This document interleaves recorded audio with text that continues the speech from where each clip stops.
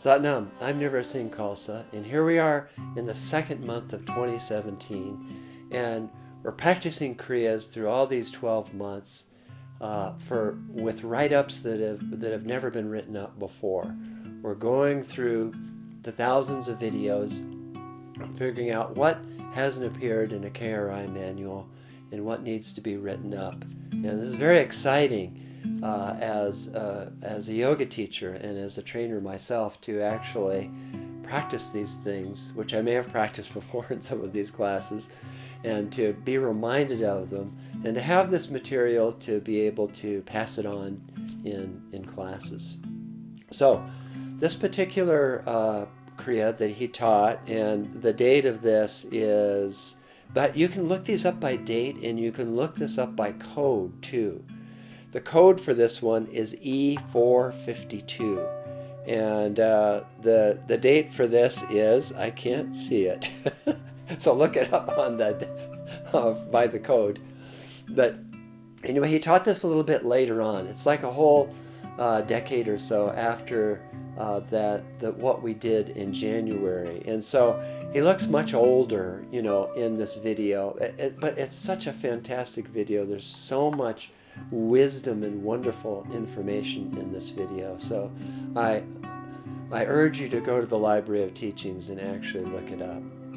And so what he talked about in this is intuition, right? And that's something that there are just so many different kriyas that Yogi Bhajan taught about in relation to intuition, and he kept emphasizing exactly the necessity to actually be a sensory human and to operate from an intuitive space just so you can be successful in the Aquarian age.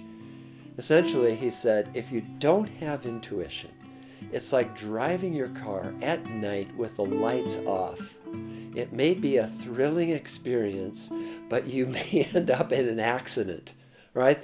That is simply it. Sometimes we like to think of intuition as something like extra special, like some kind of extrasensory perception, or it's something where someone is able to predict the future or to know what's going to happen before it happens in like a super conscious way. And so, yeah, it's that, but that's just actually kind of the superficial part of it. It's literally kind of the tip of the iceberg. The intuitive way of actually living is that intuitive sense happens automatically. It happens really fast, right? It's something that you don't even calculate in your conscious mind. You actually kind of know what to do, what to say, where to be, and that's automatically calculated for you literally by your higher self. And that's what the orientation is that, the yogis say, chant the name of God, right? It's in the Sikh tradition as well. Chant the Nam, chant the name of God. Well, the idea is not just to remember God in a conscious way, which is a wonderful thing if you can do that, because it is something that will allow you to keep yourself conscious of a part of yourself that you don't normally recognize in everyday life.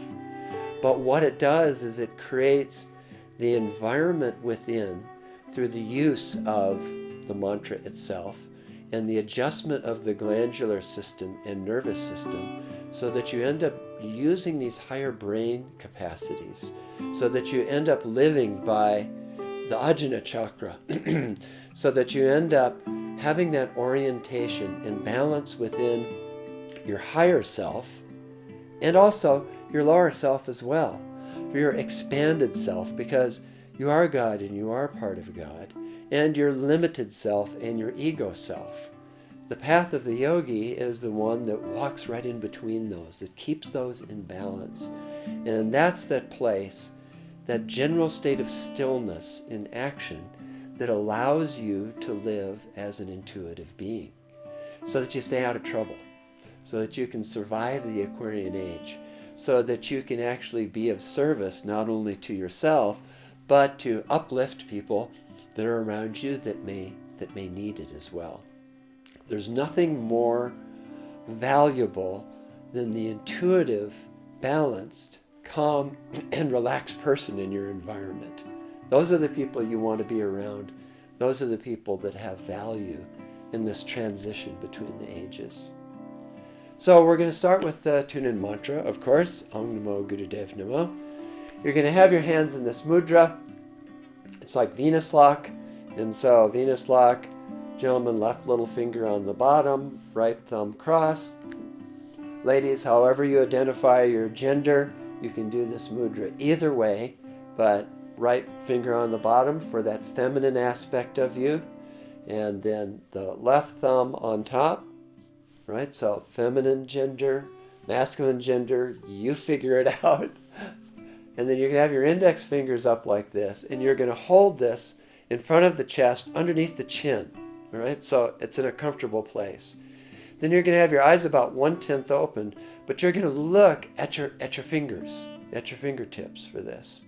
And then it's simply a breath rhythm. And that is, you're going to inhale through the mouth in 4 parts and exhale through the nose in 1 part. And it's pretty powerful, like this.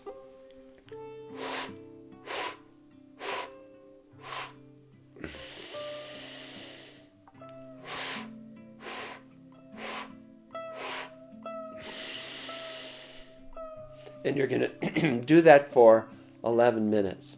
Now, right at the end, so you don't have a wide angle here, at the very end, you're going to bring your arms out to the side, and your palms are going to be up, right? You're going to really stretch out so that you're creating a T with the body.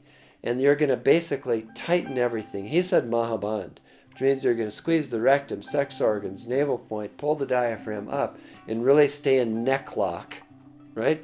And you're going to do that holding the breath in, suspending the breath for, 10, 15, 20 seconds. And then you'll do it again. You'll exhale, do it again. And the third time, what you're going to do, you'll stretch out and you're going to spread your fingers wide so that he said your fingers are like steel rods, right? For the third time as you hold your breath in. So that's how you end the Kriya. So let's be intuitive. Let's cultivate that intuitive nature in one of the shortest months of the year, in February, and practice with me, because not only you inspire me to practice these Kriyas, because I know you're doing it and I'm doing it, and we get to do it together, and we get to be together, living as conscious beings in this cusp of the Aquarian age. So, see you in the ethers.